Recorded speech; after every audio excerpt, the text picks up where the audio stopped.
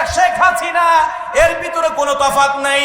হাজার হাজার মায়ের বুক খালি করেছে, অনুতপ্ত নাই, উল্টারও তিনি বসছে আমার দোষ কি, আমি দেশবাসীর কাছে বিচার চাই, আমরাও চাই তোমার বিচার করার জন্য, তুমি আসো, তোমার বিচার আমরা করব।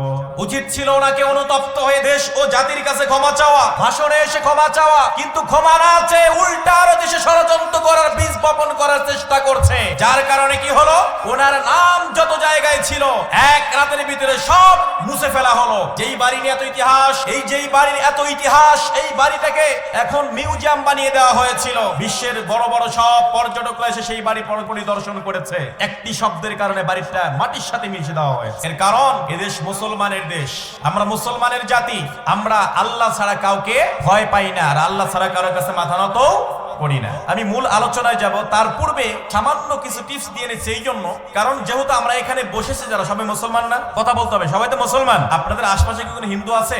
নেই, সবাই আমরা মুসলমান এসেছি। মুসলমান হিসেবে আপনাদের জানা উচিত হচ্ছে এই কোরআনের বিধান। কি জানা উচিত? কোরআনের বিধান। এই কোরআন নিয়ে আছে কথা শুনবো ইনশাআল্লাহ। তার পূর্বে বড় আশ্চর্য হয়ে যায়, পৃথিবীতে যত জালিম এসেছে, নমরুদ, ফেরাউন, আবু জেহেল, এরপরে ধারাবাহিকভাবে যতগুলো জালিম এসেছে, প্রত্যেকটা জালিমের একটা ক্যাটাগরি আছে। আল্লাহ তাআলা পৃথিবীতে কিছু মানুষকে সারা পৃথিবীর রাজত্ব করার ক্ষমতা দিয়েছিলেন। এর ভিতরে চারজন ব্যক্তিকে আল্লাহ গোটা পৃথিবীর রাজত্ব দিয়েছিলেন। দুজন ছিলেন মুসলিম, দুজন ছিলেন কাফের। কাফেরদের ভিতরে একজন ছিলেন নমরুদ, একটা ছিলেন বক্তে নাসর। কিন্তু ফেরাউনও তাদের সাথে কম যায় না। কিন্তু ফেরাউন যখন শেষ মুহূর্তে এসে, আমাকে গল্প বলাটা উদ্দেশ্য না, কিন্তু শিক্ষাটা বের করা উদ্দেশ্য, ফেরাউন যখন শেষ মুহূর্তে এসে মুসা নবীকে ধাওয়া করলেন, মুসা আলাইহিস সালাম লোহিত সাগরের পাড়ে এসে দাঁড়ালেন তার সমস্ত সমর্থকদেরকে নিয়ে। যখন দেখলেন পিছনে ফেরাউন বাহিনী, সামনে সাগর, পার হওয়ার মতো কোনো নৌকা নেই, কোনো লঞ্চ নাই, কোনো স্টিমার নেই, মহা সংকটের ভিতরে পড়ে গেলেন। সমস্ত অনুসারীরা বলছে, হে আল্লাহর নবী মুসা, আমরা তো পাকড়াও হয়ে গেলাম, আপনার পিছ ধরে আমরা তো এখন আমাদের একুল ওকুল সবকিছু হারাবো, ফেরাউনের কবজায় আমরা আটকে যাব। মুসা আলাইহিস সালাম একটা ভীত সন্ত্রস্ত হয়ে বললেন, আল্লাহ ওহী নাজিল করলেন, মুসা ভয় পাওয়ার কারণ নেই, হাতে যে লাঠি আছে লাঠিতে আঘাত করো, পানির ভিতরে সাগরে আঘাত করো।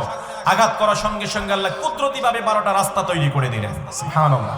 মুসা আলাইহিস সালাম তার অনুসারীদেরকে নামিয়ে দিলেন, মাঝ বরাবর চলে গেলেন। ফেরাউন তার অনুসারীদেরকে নিয়ে সাগরের কাছাকাছি আসলেন, এসে দেখে মুসা আলাইহিস সালাম তার অনুসারীদেরকে নিয়ে সব একদম হাইওয়ে রাস্তা, 4 লেন নয়, এটা 12 লেনের রাস্তা, একভাবে নেমে পড়েছে। ফেরাউন চিন্তা করলেন, মুসা যেহেতু যেতে পেরেছে, এই রাস্তা আমার জন্য বৈধ, আমার জন্য বৈধ। তিনিও তার বাহিনী নামিয়ে দিলেন। আল্লাহ তাআলার কুদরতে মুসা নবীর সমস্ত সমর্থক ওপার পার হয়ে চলে গেল। ফেরাউনের সমস্ত বাহিনী তখন সাগরের মাঝামাঝি জায়গায়। শুরুতেই বলেছি শব্দটা বড় কঠিন শব্দ, আল্লাহর কি বেশ কিছু করতে হয় নাই, কেবলমাত্র একটি শব্দ বলেছেন কুন, সাথে সাথে পানি স্বাভাবিক হয়ে গেছে আগের মতো। শব্দ একটি বলেছেন আল্লাহ, সাথে সাথে আগের মতো হয়ে গিয়েছে, হাবুডুবু খেতে শুরু করে দিয়েছে। যখন ফেরাউন চিন্তা করলো আর আমার বাঁচার উপায় নেই, আটকে গেলাম, আর তো বাঁচার কোনো জায়গা নাই, সঙ্গে সঙ্গে আকাশের দিকে তাকিয়ে বলল, আমানতু লা ইলাহা ইল্লাল্লাযী আমানাত বিহি বানু ইসরাঈল, ঈমান আনলাম ওই সত্তার উপরে বনি ইসরাঈলরা যেই সত্তার উপর ঈমান এনেছে। কিন্তু রব্বুল আলামিন জানিয়ে দিলেন, ফেরাউন আর সুযোগ নেই, শেষ মুহূর্তে এসে তোমার ঈমানটা আর কার্যকর হবে না। তার মানে ফেরাউন শেষ মুহূর্তে এসে নিজের ভুলগুলো বুঝতে পারলেন, ভুলগুলো বুঝতে পেরে আল্লাহ তাআলার প্রতি ঈমান আনলেন। বিশ্বনবী মুহাম্মদুর রাসূলুল্লাহ সাল্লাল্লাহু আলাইহি ওয়াসাল্লামের জামানায় সবচেয়ে বড় দুশমন কে ছিলেন নবীজির? জোরে বলেন, কে ছিল? আরো জোরে। বদরের প্রান্তরে আবু জেহেল চলে আসলেন। আবু জেহেল কেবলমাত্র শত্রু ছিল না গোটা আরবের, তিনি ছিলেন প্রেসিডেন্ট। মক্কা ছিল তদানীন্তন সময়ের আরবের রাজধানী, সেখানকার নেতৃত্ব দিতেন আবু জেহেল। খুব পাওয়ারফুল একজন ব্যক্তি ছিলেন। যুদ্ধের ময়দানে ছোট ছোট দুইটি বাচ্চা মুআজ এবং মুআজ্জাজ দুই ভাই মিলে যখন তাকে ধরাশায়ী করে দিল, আব্দুল্লাহ ইবনে মাসউদ রাদিয়াল্লাহু তাআলা আনহু দূর থেকে দেখলেন আবু জেহেল ধরাশায়ী হয়ে গিয়েছে। দৌড়ে এসে আবু জেহেলের বুকের উপরে পা চাপা দিয়ে ধরলেন আব্দুল্লাহ ইবনে মাসউদ। কারণ এই আব্দুল্লাহ ইবনে মাসউদকে মদিনার মক্কার ভিতরে সবচেয়ে বেশি কষ্ট দিয়েছে আবু জেহেল। আবু জেহেল তাকিয়ে দেখে, আব্দুল্লাহ ইবনে মাসউদ তাকিয়ে দেখে, তুমি সেই মক্কার রাখালটা নও, বড় আমার দুর্ভাগা, তোমার মতো একটা রাখালের হাতে আমার জীবন চলে যাচ্ছে। বসে থাকে কি, হাজারটার উপরে টয়লেট, বের হতে চায় না। আমার সাথে এক মুরব্বী গিয়েছে, বারবার সেখানে যায়। না কাকা আপনি বারবার যাচ্ছেন, কয় বইলো না ওর প্রতি আমার যে রাগ আছে, আমার নবীকে সবচেয়ে বেশি কষ্ট দিছে। এখন তো রাগ তো আর পিটাই মিটানো আমরা তো পাবো না, এখন আর বাড়িতে টয়লেট করে রাগ মিটাচ্ছি। বড় আশ্চর্য হয়ে গেলাম, কি করে যেন আবু জেহেলের বাড়ির সাথে এই বাড়িটা হুবহু মিলে গেল। সেই জামানার ইতিহাস পড়েছি, বাস্তব চোখে আমরা দেখছি আবু জেহেল আর শেখ হাসিনা এর ভিতরে কোনো তফাৎ নাই। হাজার হাজার মায়ের বুক খালি করেছে, অনুতপ্ত নাই, উল্টারও তিনি বসছে আমার দোষ কি। আমি দেশবাসীর কাছে বিচার চাই, আমরাও চাই তোমার বিচার করার জন্য তুমি আসো, তোমার বিচার আমরা করব।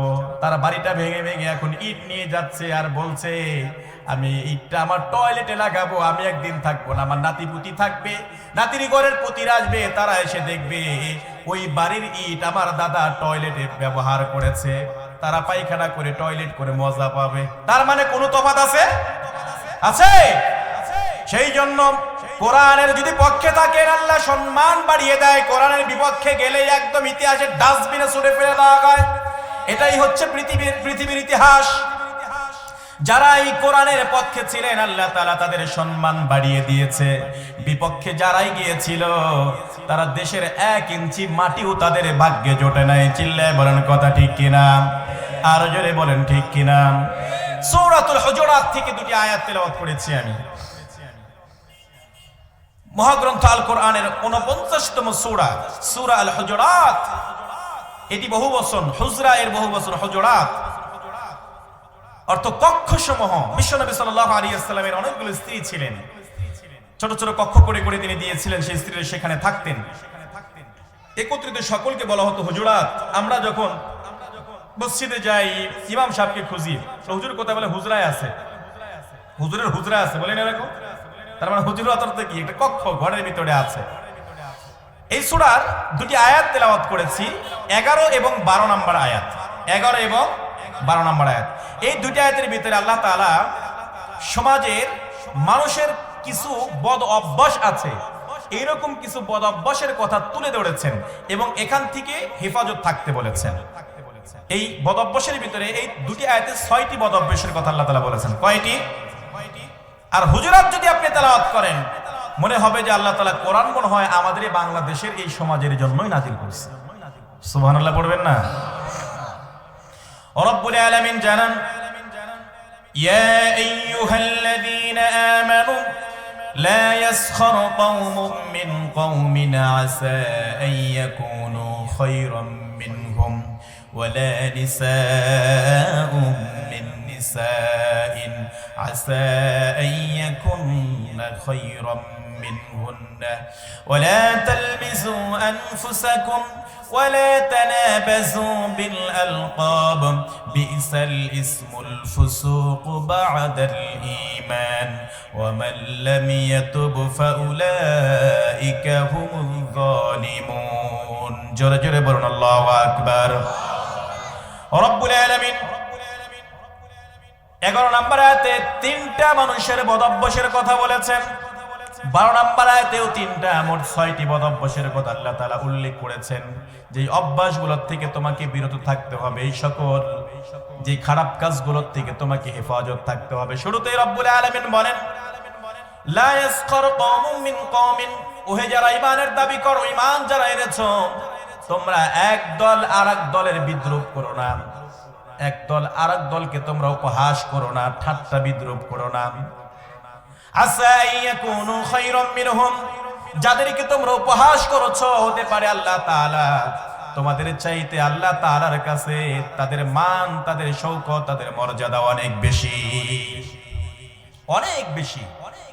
আসা ইয়াকুনু খায়রাম মিনহুম, যাদেরকে উপহাস করছো হয়তোবা তোমাদের চাইতে তাদের মর্যাদা আল্লাহর কাছে তারা অনেক উত্তম, আল্লাহ তাআলার কাছে অনেক উত্তম। এখন আসুন এই ছোট্ট একটি পয়েন্ট নিয়ে যদি আমরা একটু বিস্তারিত ব্যাখ্যা করতে যাই, দেখুন আমাদের সমাজের অবস্থা আসে কিনা। কারণ এই গোটা কোরআনটাই হচ্ছে আমাদের জীবন বিধান। জীবনের শুরু থেকে শেষ পর্যন্ত আল্লাহ তাআলা পুঙ্খানুপুঙ্খভাবে কোরআনের ভিতরে আল্লাহ তাআলা আলোচনা করেছেন। তিবিয়ানাল লিকুল্লি শাই, কোনো কিছু বাদ রাখেন নাই, কিচ্ছু বাদ রাখেন নাই, সব তুলে ধরেছেন। আর আপনি বলছেন রাজনীতির সাথে কোরআনের কোনো সম্পর্ক নেই, কারণ আপনি রাজনীতি শব্দটা বোঝেনই নাই, যার কারণে বলছেন কোরআনের সাথে রাজনীতির কোনো সম্পর্ক নাই। এই যে দ্বিতীয়বার যখন স্বাধীনতা অর্জন আমরা করলাম, এই মানুষগুলো এই কাঁধে কাঁধ মিলিয়ে এক কাতারে সামিল হয়ে সংগ্রাম করেছি। যখনই আমরা স্বাধীনতার পরবর্তী সময় এসেছে, আমাদের স্বার্থ নিয়ে আমরা টানাটানি করতে শুরু করে দিয়েছি। যখন স্বার্থ নিয়ে টানাটানি করতে শুরু করে দিলাম, তখন আর কোরআন বুঝি না, হাদিস বুঝি না। যারা এই দলের পক্ষে কথা বলছে তাদের বিরুদ্ধে আর এক দল লেগে পড়েছে। কথা বলেন ঠিক কিনা? আরো জোরে বলেন ঠিক কিনা? সেই জন্য আল্লাহ তাআলা বলছেন লা ইয়াসখার কওমুম মিন কওমিন, তোমরা কি করো না, এক দল আর এক দলের কি করো না, বিদ্রুপ করো না, উপহাস করো না। এখন মনে হয় এই আয়াতটা সরাসরি আমাদের বাংলাদেশের প্রেক্ষাপট নিয়ে নাজিল হয়েছে। কথা বলেন। এর পরের অংশটুকু দেখেন, আসা আইয়াকুনু খায়রাম মিনহুম, যাদেরকে তোমরা বিদ্রুপ করছো আল্লাহ তাআলার কাছে তাদের মর্যাদা, তাদের মান হয়তো তার আল্লাহ তাআলা তাদের কাছে, আল্লাহ তাআলার কাছে তাদের মর্যাদা অনেক উত্তম। এখন আপনি এই দুইটা পয়েন্টে মিলান, যাদেরকে বিদ্রুপ করা হচ্ছে, যে জাতিদেরকে বিদ্রুপ করা হচ্ছে, এদের সম্মান আল্লাহর কাছে কম না বেশি? বুঝে বলবেন, কম না বেশি?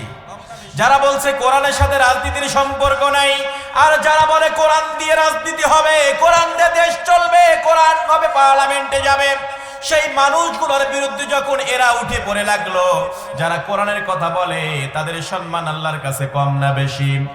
আর জোরে বলেন, বেশি? কম না বেশি? কিন্তু যারা বলছে তাদের চাইতে এরা উত্তম না, ওরা উত্তম। এখন দেখেন আমাদের সমাজের বাস্তব চিত্রটা এর সাথে মিলান। আপনি যদি এটা বলেন রাজনীতি আছে না নাই, আপনি যদি রাজনীতি করার জন্যই পৃথিবীতে আসছেন, আপনি রাজনীতি করার জন্যই পৃথিবীতে আসছেন, প্রত্যেকটা পার্সন হচ্ছে আপনি রাজনৈতিক নেতা। আপনি বলবেন হুজুর কিভাবে? আপনাদের এলাকার মেম্বার, চেয়ারম্যান, এমপি, মন্ত্রী, এদেরকে আপনারা কি বলেন? জনপ্রতিনিধি। কি বলেন? এরা কানা বানায়, জনগণ এদের প্রতিনিধি বানায়। বুঝবেন, বুঝে তারপরে অ্যানসার দিবেন। জনগণ এদের কি বানায়? প্রতিনিধি বানায়। কি দিয়ে বানায়? ভোট দিয়ে বানায়। আর প্রতিনিধি এর আরবি শব্দ কি? খলিফা। প্রতিনিধি আর আরবি শব্দ কি? খলিফা। এই খলিফা কোন খলিফা? ওই যে কাপড় বানায়। আমরা জনগণ ভোট দিয়ে মেম্বার বানাইলাম, চেয়ারম্যান, এমপি, মন্ত্রী, তাদের তখন আমরা বলি প্রতিনিধি। কিন্তু রব্বুল আলামিন আমাদেরকে জানিয়ে দেন, وَإِذْ قَالَ رَبُّكَ لِلْمَلَائِكَةِ إِنِّي جَاعِلٌ فِي الْأَرْضِ خَلِيفَةً, ফেরেশতাদেরকে রব্বুল আলামিন জানিয়ে দিলেন আমি পৃথিবীতে আমার প্রতিনিধি পাঠাবো। আল্লাহু আকবার বলুন। কার প্রতিনিধি? আর এই প্রতিনিধি বলতে কাদেরকে বোঝানো হয়েছে? মানুষদেরকে বোঝানো হয়েছে, আমাদেরকে বোঝানো হয়েছে। তার মানে আপনারা হলেন আল্লাহর প্রতিনিধি, আর এরা হচ্ছে আপনাদের প্রতিনিধি। মর্যাদা কোনটার বেশি? আল্লাহর প্রতিনিধি না মানুষের প্রতিনিধির? তার মানে আল্লাহর ভাষায় আপনি এক একজন প্রতিনিধি, এক একটা খলিফা, এক একটা মন্ত্রী, এক একটা মিনিস্টার। আপনি এক একজন রাজনীতি করার জন্য পৃথিবীতে আসছেন, আর আপনার রাজনীতি হবে কোরআন। এই কোরআনের আইন বাস্তবায়নের জন্য বাংলার জমিনে, আল্লাহর জমিনে সংগ্রাম চালিয়ে যেতে হবে। এটাই হচ্ছে আপনার প্রতিনিধির কাজ। চিল্লায় বলেন ঠিক কিনা? আরো যারা বলেন ঠিক কিনা? আর যারা বলবে এই কোরআনের সাথে রাজনীতির কোনো সম্পর্ক নাই, তাহলে আল্লাহর ভাষায় তারা তো কোনো মানুষের কাতারেই পড়ে না। কথা বলেন। সেই জন্য আল্লাহ তাআলা শুরুতে বলেছেন লা ইয়াসখার কওমুম মিন কওমিন আসা আইয়াকুনু খায়রাম মিনহুম, যাদেরকে তোমরা উপহাস করেছো, বিদ্রুপ করেছো, আল্লাহ তাআলার কাছে হয়তো তোমাদের চাইতে তাদের মর্যাদা অনেক বেশি। কতটা বেশি? আপনি একটু সামান্য টাচ যদি দিয়ে যায় আন্দাজ করতে পারবেন। এই বাংলাদেশের অসংখ্য রাজনীতিবিদেরা তারা রাজনীতি করেছে, বড় বড় পোস্টে থেকেছে। মারা যাওয়ার পরে মানুষ ইন্না লিল্লাহর পরিবর্তে কি বলেছে? আরো জোরে বলুন। আবার কিছু মানুষ মারা গিয়েছে, যাদের মৃত্যুতে আলহামদুলিল্লাহ বলেছে। এই মানুষগুলো যখন ওই মানুষগুলোকে কষ্ট দিয়েছে, জেলে ঢুকিয়েছে, ফাঁসির কাস্টে ঝুলিয়েছে।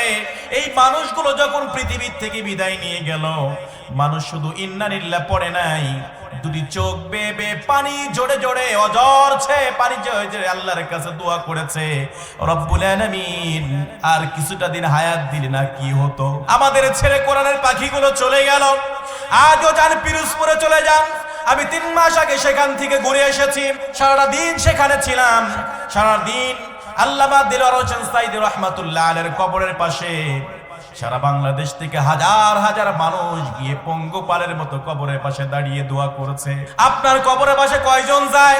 যারা যায় দাঁড়ায়, অজু থাকে না, ইমাম সাহেব অজু করে না, জানাজা পড়ায়। আর এমন মানুষদের বিরুদ্ধে বিদ্রোহ করলেন, তাদেরকে বিভিন্ন মিথ্যা অপবাদ দিয়ে আপনি ফাঁসির কাস্ট পর্যন্ত ঝুলালেন। এই মানুষগুলো শুধু দোয়া করে না, মৃত্যুর পরেও বাংলাদেশের বিভিন্ন প্রান্ত থেকে গিয়ে গিয়ে দুটি চোখের পানি ফেলে ফেলে আল্লাহর কাছে মাগফিরাতের জন্য দোয়া করে। এর নাম হচ্ছে রাজনীতি। সেই জন্য রব্বুল আলামিন শুরুতেই বলছেন, লা ইয়াসখার কওমুম মিন কওমিন আসা আন ইয়াকুনু খায়রাম মিনহুম। খবরদার বিদ্রুপ করো না একটি দল আর একটি দলকে বিদ্রুপ করো না, কারণ তোমাদের চাইতে তাদের মর্যাদা আল্লাহর কাছে অনেক বেশি। রব্বুল আলামিনের পরের অংশটুকু জানালেন, ওয়ালা নিসাউম মিন নিসাইন আসা আন ইয়াকুননা খায়রাম মিনহুন্না। কেবলমাত্র পুরুষ নয়, নারীদেরকে আল্লাহ তাআলা জানিয়ে দিলেন, খবরদার খবরদার, নারীরাও যেন একজন নারী আরেকজন নারীকে বিদ্রুপ না করে। হতে পারে যিনি বিদ্রুপ করেছেন, যাকে বিদ্রুপ করা হচ্ছে, তার মর্যাদা আল্লাহ তাআলার কাছে অনেক বেশি। সে হয়তো আল্লাহর কাছে অনেক উত্তম তার চাইতে। 1 নাম্বার পয়েন্ট থেকেই আমরা যেটা জানতে পারলাম, কেবলমাত্র আপনাকে পৃথিবীতে এসেছেন, আপনার একমাত্র কর্মসূচি হবে কিসের কর্মসূচি? আরো জোরে বলেন, কিসের কর্মসূচি? কোরআনের কর্মসূচি।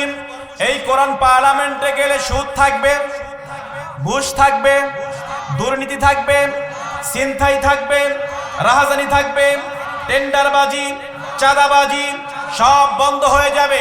কোরআন পার্লামেন্টে যাক, চাই কি চাই না? আরো জোরে বলেন, চাই কি চাই না? কারা কারা চান দুই হাত তুলে আল্লাহকে দেখায় দেন।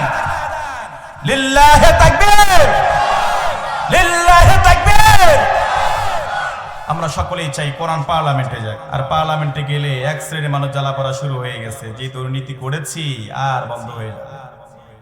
কথা বলেন, মদ খেয়ে মাতাল হয়ে পড়ে থেকেছি, বিভিন্ন হোটেলে গিয়ে সারা রাত ফুর্তি করেছি, টেন্ডারবাজি করেছি, দুর্নীতি করেছি, কোটি কোটি টাকা বাজেট করে সরকারের সমস্ত টাকা মেরে দিয়েছি। কোরআন পার্লামেন্টে গেলে সে সুযোগ থাকবে না। ওই শ্রেণীর মানুষ তাদের গা জ্বালা পড়া শুরু হয়ে গিয়েছে, তারাই কোরআনের বিদ্রোহ স্লোগান দিচ্ছে। চিল্লায় বলেন ঠিক কিনা? আরো জোরে বলেন ঠিক কিনা? এখন দেখবেন নতুন আর এক হাউন আঙ্কেল এসেছে। একটা আওয়ামী লীগের সময় ছিল, এখন নতুন আরেকটার আমদানি হয়েছে। এ আবার আওয়ামী লীগের সময় যখন পার্লামেন্টে গিয়েছে, তখন কোরআনের আয়াত দিয়ে বক্তব্য শুরু করে দিয়েছে। আমরা তখন মনে করছিলাম এক আল্লাহর ওলি, আমরা এক মুফাসসিরকে পার্লামেন্টে ঢুকাই। এখন এসে দেখতেছি যে আল্লাহর ওলি আসলে কত বড় ওলি। আল্লাহ এদেরকে হেদায়েত দান করুন, আমরা সকলে বলে আমিন। আরো জোরে বলে আমিন। এরপর রব্বুল আলামিন 2 নাম্বার পয়েন্টে বলে, ওয়ালা তালমিসু আনফুসাকুম। 2 নাম্বার পয়েন্টে রব্বুল আলামিন বলেন, তোমরা একে অপরে নিজেদেরকে তোমরা দোষারোপ করো না, একজন আরেকজনকে দোষ দিও না, নিজেরাই নিজেদেরকে দোষ দিও না। ওয়ালা তালমিসু আনফুসাকুম, একে অপরকে দোষারোপ করো না। 3 নাম্বার পয়েন্টে রব্বুল আলামিন বলেন, ওয়ালা তানাবাযু বিল আলকাব। খবরদার তোমরা মানুষের নাম বিকৃত করো না। কি করো না? নাম বিকৃত করো না। নাম বিকৃত করা যাবে না। এর নাম বিকৃত করে এরকম লোক সমাজে কম না বেশি? নাম বিকৃত বোঝেন? হ্যাঁ, আমাদের আঞ্চলিক ভাষায় বলে নাম ভেঙানো। কি বলে? নাম হচ্ছে আব্দুল কুদ্দুস, বলে কুদ্দুস স্যার, বলে কি বলে না? নাম আব্দুল জব্বার, বলে গে জব্বার রে দিগায়। এরকম নাম বিকৃত করা যাবে? সমাজের ভিতরে এই সকল বদ গুণগুলো আছে না নেই মানুষের ভিতরে? জোরে বলেন, আছে না নেই? বিশ্বনবী সাল্লাল্লাহু আলাইহি ওয়াসাল্লাম মক্কা থেকে মদিনায় হিজরত করে আসলেন। মদিনার মানুষদের এরকম বদ অভ্যাস ছিল, তারা এক একজনের নাম 2টা 4টা 5টা করে নামে ডাকতো। কখন কোন নামে ডাকবে এক একজন নাম দিয়েছেন। নাম বিকৃতি করে ডাকতে তারা বেশি পছন্দ করত। বিশ্বনবী মদিনায় আসলেন, নবীজি তো জানে না কার কি নাম, তারা যেই নাম ধরে ডাকে নবীজিও সেই নামে ডাকে। আল্লাহ তাআলা সঙ্গে সঙ্গে আয়াত নাজিল করে জানিয়ে দিলেন, হাবিব খবরদার তাদের মতো করে নয়, তারা নাম বিকৃত করে, খবরদার মানুষের নাম বিকৃত করা যাবে না। আব্দুল জব্বার, আব্দুল সালাম, আব্দুল কুদ্দুস, এই যে আল্লাহ তাআলার গুণবাচক নামগুলো, এর শুরুতে আব্দুল শব্দটা ব্যবহার করা, এটা হচ্ছে আপনার ঈমানি দায়িত্ব। যদি দায়িত্ব পালন করতে না পারেন তাহলে শুধু জব্বার বলবেন, গুনাহ হবে। আমার নাম আব্দুল কাদের, আপনি শুধু যদি কাদের বলেন গুনাহ হয়ে যাবে, কারণ কাদের কার নাম, কাদের কার নাম, কারণ আমি তো আল্লাহর বান্দা। তাহলে আব্দুল শব্দটাকে ব্যবহার করতে হবে, সেই জন্য নাম বিকৃতি করা যাবে না। মদিনায় আজও সেই দিন থেকে এটা পরিবর্তন হয়ে গিয়েছে। যেই দিনে আয়াতটা নাজিল হলো সঙ্গে সঙ্গে সেই মানুষগুলো সংশোধন হয়ে গেলেন। সংশোধন হয়ে মদিনার আজকে দৃশ্যগুলো দেখেন। মদিনায় আজও 1450 বছর পূর্বে মুহাম্মদুর রাসূলুল্লাহ সাল্লাল্লাহু আলাইহি ওয়াসাল্লাম যেইভাবে মানুষদেরকে নাম বিকৃত করতে নিষেধ করে দিয়েছেন, সেই দিন থেকে তারা এটা বন্ধ করে দিয়ে উত্তম নামে মানুষদেরকে ডাকা শুরু করে দিয়েছে। জোরে জোরে বলেন সুবহানাল্লাহ। হাদিস সাহেবরা যারা যায় তারা জানে, দেখবেন তো মক্কার মানুষেরা ডাকে আহমদ, তাআল হেন আহমদ, আহমদ, এভাবে ডাকছেন, এভাবে ডাকছেন। আমি প্রথমে বলি আহমদ আহমদ বলে, সবার নাম কি আহমদ নাকি? আহমদ, আহমদ, তাআল হেনা, মানে এদিকে আসো, আহমদ এদিকে আসো। আমি তো একটু কনফিউশনে পড়ে গেলাম, এদের সবার নাম কি আহমদ নাকি? তো আমাদের অনেক বাঙালি আছে, প্রত্যেকটা শপিং মল, প্রত্যেকটা দোকানে বাঙালি আছে একজন করে। আর বিশেষ করে মক্কা মদিনার ক্লিনারদের ভিতরে ম্যাক্সিমাম হচ্ছে বাঙালি। তো এদেরকে আবার দেখলে চেনা যায়, কিন্তু এরা পরিচয় দেবে না সহজে। এরা যে বাঙালি সহজে পরিচয় আপনাকে দেবে না, দিলে ঝামেলা আছে। ঝামেলা কি? আমরা তো বাঙালি মানুষ, যখন দোকানে যারা থাকে কেনাকাটা করতে গেলে দরদাম করি না আমরা? 5 টাকার জিনিস 100 টাকা দাম চায় দোকানদার, আমরা ঠেলতে ঠেলতে ঠেলতে ঠেলতে 50 টাকা পর্যন্ত বলি। বলার পরে দোকানদার দেখে না এখন অনেক লাভ হয়েছে, 45 টাকা লাভ হয়েছে, দেওয়া যায়। এখন এই অভ্যাস আছে না আমাদের? মদিনাতেও যে দেখে যে দোকানদার বাঙালি, শুরু করে দেয়। দাম চাইছে আপনার, হয় ধরেন 20 টাকা দাম চাইছে, এই 5 টাকার থেকে শুরু করে, ওই বাংলাদেশের অভ্যাস। সেই জন্য ওরা কি করে না, খুব একটা পরিচয় দিতে চায় না। তবে পরিচয় না দিলেও চেহারা দেখে তো বোঝা যায় বাঙালি। বলতাম এ দেশি, যখন দেশি বলতাম ধরা খেয়ে যেত। ডাক দিলাম, ভাই এই যে বলছে আহমদ আহমদ, সবার নাম কি আহমদ নাকি? সবার নাম কি আহমদ নাকি? আহমদ ডাকছে কেন? কয় বল না, সবার নাম আহমদ না। তো আহমদ শব্দের অর্থ কি? প্রশংসিত। আপনার নাম তো সে জানে না, আপনি কি নামে ডাকবে? আমরা নাম না জানলে কি নামে ডাকি? আমরা নাম না জানলে একজন লোক ডাকতে হবে, কি বলে ডাকি? এ ভাই এদিকে আসেন, এ ভাই এই যে আপনার ডাকে, এরকম বলি কি বলি না? হ্যাঁ, কিন্তু ওরা বলতেছে যে না, এটা হচ্ছে কি, আপনাকে যেহেতু তার আপনার নাম জানেন, আপনাকে চেনেন, আপনাকে ডাক দিতে হবে, তখন আপনার প্রশংসার সহিত আপনাকে ডাকছে। সুবহানাল্লাহ বলবেন না? প্রশংসার সহিত আপনাকে ডাকছে, বলছে আহমদ তাআল হেন এদিকে আসো, হে প্রশংসিত আসো। চিন্তা করছেন, কোরআনের আইন যদি বাস্তবায়ন হয়ে যায়, সমাজের ভিতরে এই রীতিনীতিগুলো চালু হয়ে যাবে, এই রীতিনীতিগুলো চালু হয়ে যাবে। এটা আমরা চাই কি চাই না? আরো জোরে বলেন, চাই কি চাই না? যদি আপনি চেয়ে থাকেন, এখনই সময় এসেছে কাঁধে কাঁধ মিলিয়ে এক কাতারে শামিল হয়ে কোরআনের এই ময়দানে শামিল হওয়া। এখনই সময় এসেছে বাংলার এই ছোট্ট একটা ভূখণ্ড কোরআন দিয়ে চমৎকার করে সাজানো। চিল্লায় বলেন ঠিক কিনা? সেজন্য আপনাকে এখন সিদ্ধান্ত নিতে হবে। কিন্তু আমাদের ভিতরে ভেদাভেদ কম না বেশি? আমাদের প্রভু এক নবীর উম্মত, জীবন বিধান এক, ওই শিবানী কোরআন। আমাদের প্রভু এক নবীর উম্মত, জীবন বিধান এক, ওই শিবানী কোরআন। তবে কেন এক নাও হে মুসলমান, এক হও করিয়া আহ্বান। আমাদের প্রভু এক নবীর উম্মত, জীবন বিধান এক, ওই শিবানী কোরআন। আমাদের প্রভু এক, এক নবীর উম্মত, জীবন বিধান এক, ওই শিবানী কোরআন। তবে কেন এক নাও হে মুসলমান, এক হও করিয়া আহ্বান। জোরে বলে আমিন। রব্বুল আলামিন জানিয়ে দিলেন পরের আয়াতে, ইয়া আইয়ুহাল্লাযীনা আমানু ইজতানিবু কাসীরাম মিনায-যন্নি ইন্না বা'দায-যন্নি ইসমুন। আল্লাহ তাআলা এবার 4 নাম্বার পয়েন্টে বলছেন, ওহে যারা ঈমানের দাবি করো, ঈমান যারা এনেছো, খবরদার খবরদার তোমরা ধারণার বর্ষবর্তী হয়ে কোনো কাজ করো না, আন্দাজে কোনো কাজ করো না। কেননা কোন ধারণা পাপের দিকে নিয়ে যায়, কোন ধারণাও পাপ। আমরা ধারণা করে অনেক কথাগুলো বলি, ধারণার বশবর্তী হয়ে অসংখ্য কাজ করি, যার কারণে বিপদ আমাদের কম না বেশি। ধারণা করে অনেক আন্দাজে আমরা কাজ করে ফেলি। আন্দাজে কাজ কেমন? এলাকার ভিতরে একটা চুরি হয়ে গিয়েছে, এখন এলাকায় নামধারী কয়েকটা চোর আছে, আপনারা জানেন, হয়তো জানেন আপনারা নামধারী কয়েকটা চোর আছে। এখন চুরি হয়ে গেল, তখন আপনি যা বললেন এটা অমুকেরই কাজ, চোর তো ওই, আসলেও চুরি করে নাই, কিন্তু আপনি কি বলেন? আন্দাজে বলে ফেললেন, আন্দাজে বলে ফেললেন। কি করেছে? এটা মনে হয় অমুকেরই কাজ, আপনি কিন্তু এটা জানেন না।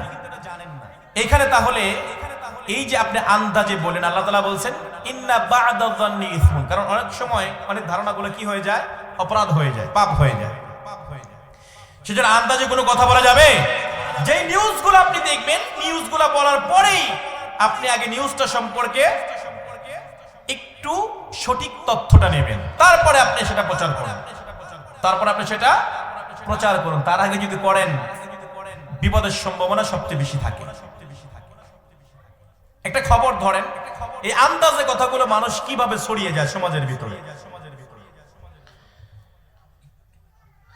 টাঙ্গাইল শহরে একটা অ্যাক্সিডেন্ট হয়েছে, টাঙ্গাইল শহরে একটা অ্যাক্সিডেন্ট হয়েছে, ধরেন অ্যাক্সিডেন্ট হলে 2 জন মানুষ মারা গিয়েছে, আর আহত 20-30 জন আছে। টাঙ্গাইল থেকে যখন আপনার এই কাকমারা পর্যন্ত নিউজটা আসবে, আসার পরে বলবে অ্যাক্সিডেন্ট হয়ে 7-8 জন গেছে চলে। আসলে মারা গেছে কয়জন? হ্যাঁ, ওইখান থেকে কাকমারা পর্যন্ত কয়জন হয়েছে? আর আপনাদের এই যে ধরে বাড়ি পর্যন্ত আসতে কয়জন হবে? 10-12 জন। আর এই কৃষ্ণপুর আসতে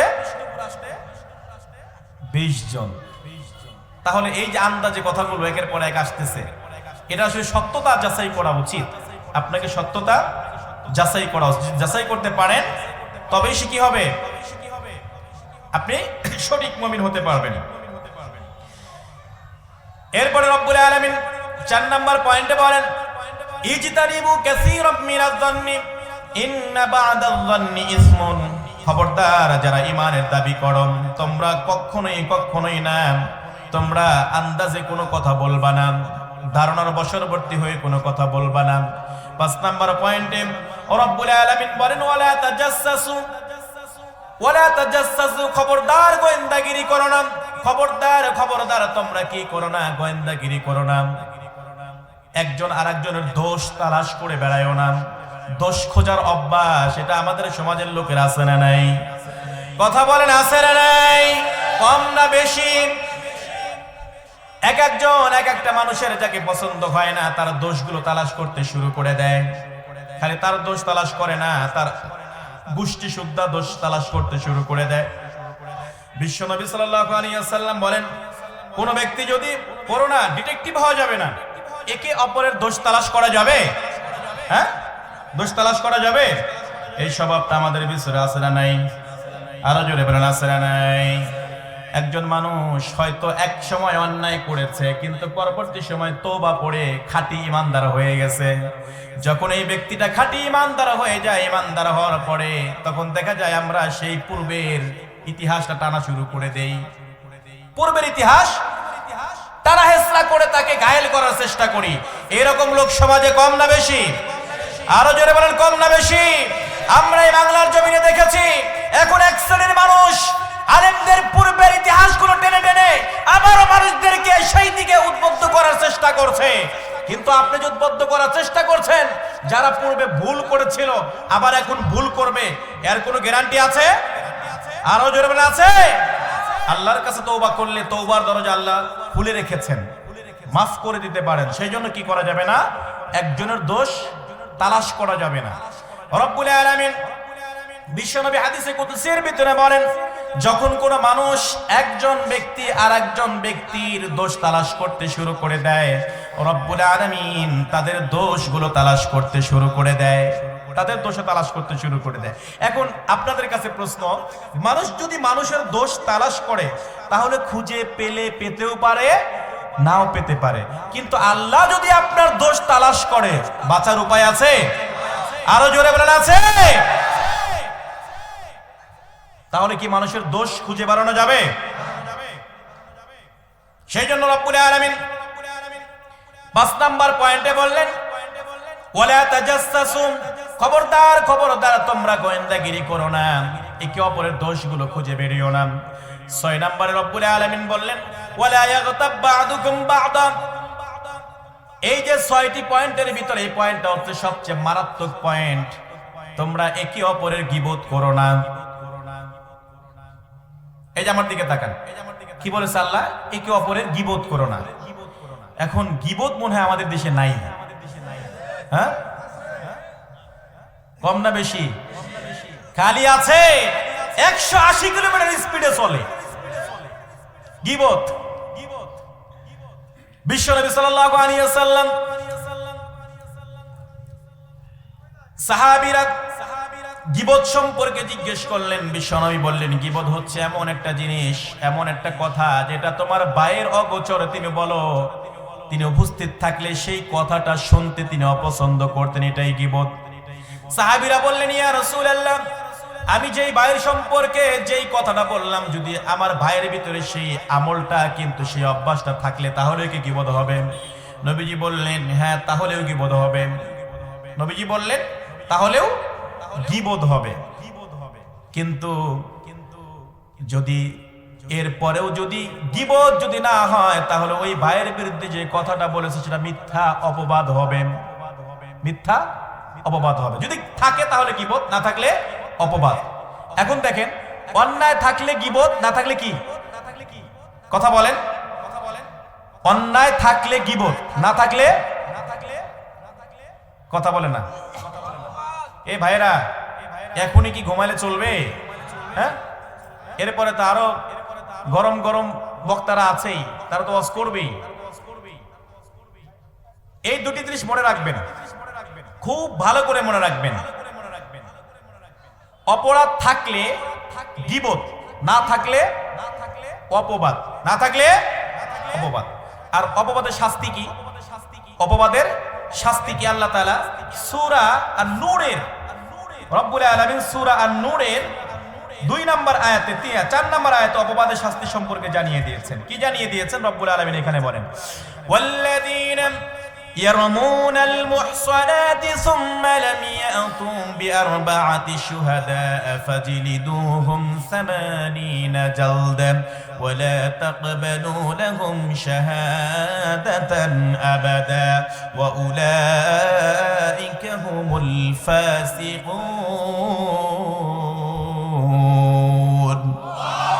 رب العالمين এখানে জানেন, জানা দেন, যারা এই মিথ্যা অপবাদ দিবে মানুষদেরকে, অপবাদের পক্ষে যদি 4 জন সাক্ষী উপস্থিত করতে না পারে, 80 জালদা, কয়টি বেতের আঘাত?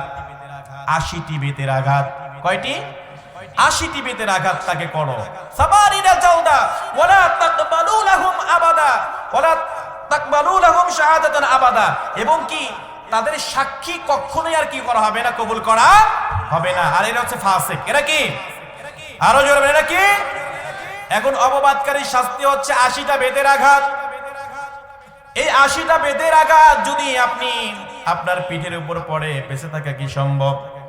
কারণ আমাদের যে বডি স্ট্রাকচার কখনোই সম্ভব না। সাইয়েদনা ওমর ফারুকের সন্তানও জীবিত থাকেন নাই, কেবলমাত্র 50টা মারার পরে ওমরের সন্তান দুনিয়া থেকে বিদায় না চলে গেছে। তাহলে কত বড় ভয়ঙ্কর কথা হলো, ওয়ালা ইয়াগতাব বা'দুকুম বা'দাম, একজন আরেকজনের গীবত করা।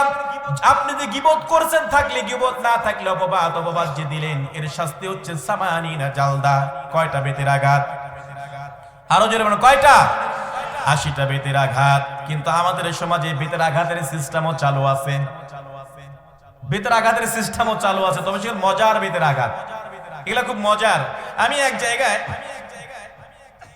একটা বউ তালাক দিয়েছে, তালাক দেওয়ার পরে এক ইমাম সাহেব এসে আবার বিয়েটা নবায়ন করছে 80টা বেতের আঘাত দিয়ে, 80টা বেতের আঘাত দিয়ে নবায়ন করছে। আর বেতটা বানাইছে হচ্ছে শোলা দিয়ে, শোলা চেনেন তো, শোলা দিয়ে বেত বানাইছে, 20টা শোলা এক জায়গায় আডি বানাইছে, আডি বেঁধে একটা বাড়ি মারলো, কয়টা হলো?